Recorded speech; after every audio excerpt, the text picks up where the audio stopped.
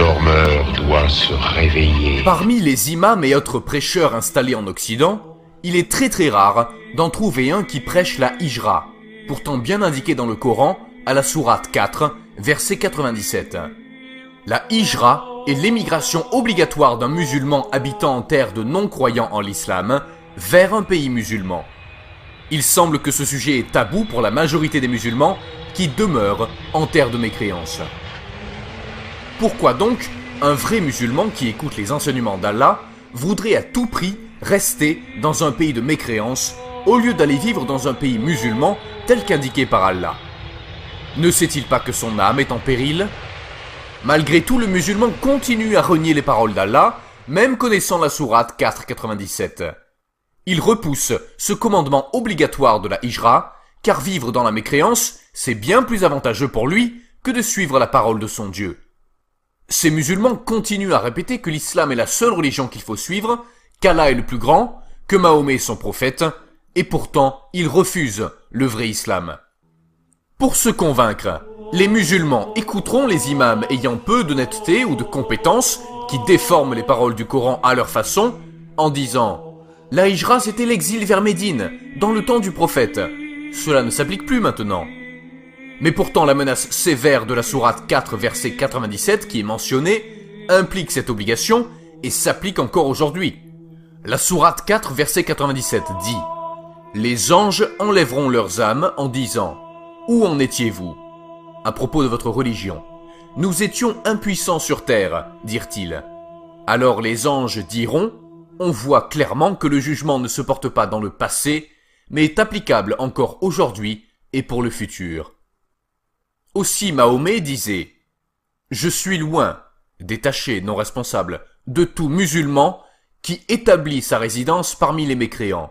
Leurs deux feux ne doivent pas être visibles l'un pour l'autre. » Ce hadith est rapporté par At-Tirmidhi, numéro 1604, et Abu Daoud, 2645. Et non seulement, mais un deuxième hadith le confirme. Le prophète a dit « La hijra ne cessera pas tant que le repentir sera accepté. Et le repentir sera accepté tant que le soleil ne se sera pas levé de l'Occident. » Référence Abu Daoud, authentifié dans Al-Irwa 1208. Ce dernier hadith confirme que la hijra n'est pas seulement une règle du passé, mais présentement en vigueur et concerne tous les musulmans. Pour la plupart des musulmans modérés, et même les radicaux qui ne connaissent pas la signification de la sourate 4,97, ils diront que la sourate ne s'applique pas à eux. Relisons cette sourate 4,97 qui dit « Où en étiez-vous à propos de votre religion? Nous étions impuissants sur terre, dirent-ils. Alors les anges diront « La terre d'Allah n'était-elle pas assez vaste pour vous permettre d'émigrer ?» Voilà bien ceux dont le refuge est l'enfer. En vérité, cette sourate s'adresse particulièrement aux musulmans qui dérogent de l'obligation de migrer vers la terre d'Allah, là où les lois islamiques sont en vigueur. Cela implique que tous les musulmans doivent suivre ce commandement, comme nous pouvons le constater dans le verset ultérieur 4:100 qui confirme clairement cette obligation d'émigrer, car quiconque émigre vers les terres d'Allah pourrait recevoir une récompense. Notons que dans ce verset, il est bien entendu que nous parlons d'un lieu physique, car Allah mentionne le mot maison, et cela n'a rien à voir avec un quelconque état spirituel. Notons aussi que le mot émigrer n'est pas un problème de traduction, mais signifie quitter les pays de mécréance pour s'installer dans les pays musulmans. Vous n'êtes toujours pas convaincu de nos explications? Alors voici la preuve à même les paroles du prophète Mahomet. Le messager d'Allah dit « Quiconque convient avec un mécréant et réside avec lui est considéré comme lui. » Référence Abu Daoud 2787. Voilà pourquoi les musulmans n'ont pas le droit d'habiter dans les pays de mécréance parce qu'eux aussi sont considérés comme des mécréants. Un autre hadith d'Abu Daoud, numéro 2645, confirme que non seulement le musulman ne peut habiter avec le mécréant, mais ne peut coexister avec lui dans un pays de mécréance. Le hadith dit « Le messager d'Allah a renié toute personne qui séjourne au milieu des mécréants. »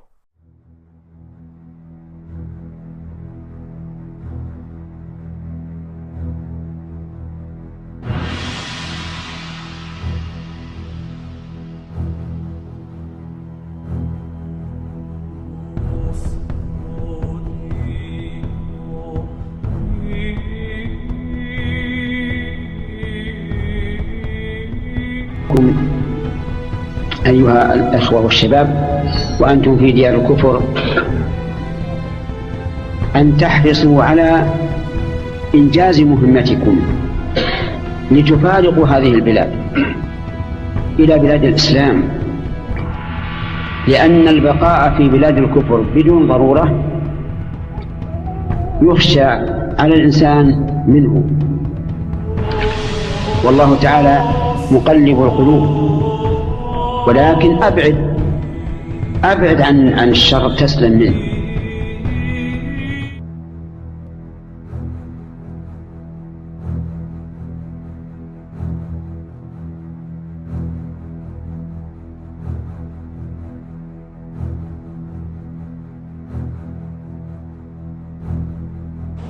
A young Muslim girl arriving in a German court to hear a ruling that she has to take part in school mixed-sex swimming lessons. 13-year-old Asme, who was born in Morocco and now lives in Frankfurt, argued the school activity is a normal person and I want my freedom, my religious freedom. Meine Freiheit, meine Religionsfreiheit. Hands and feet. The court said it serves the purpose of covering the body of Muslim women. Le messager d'Allah dit « Quiconque convient avec un mécréant et réside avec lui est considéré comme lui. »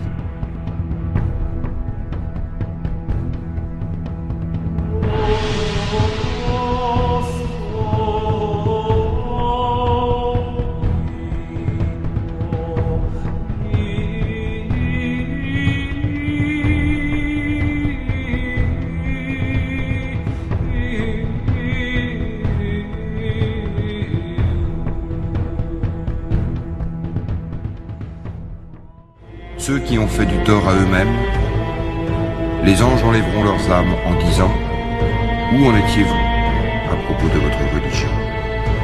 Nous étions impuissants sur terre, dirent-ils. Alors les anges diront « La terre d'Allah n'était-elle pas assez vaste pour vous permettre d'émigrer? Voilà bien ceux dont le refuge est l'enfer. Et quelle mauvaise destination! À l'exception des impuissants, hommes, femmes et enfants, incapables de se débrouiller et qui ne trouvent aucune voie, à ceux-là, il se peut qu'Allah donne le pardon. Allah est clément et pardonneur.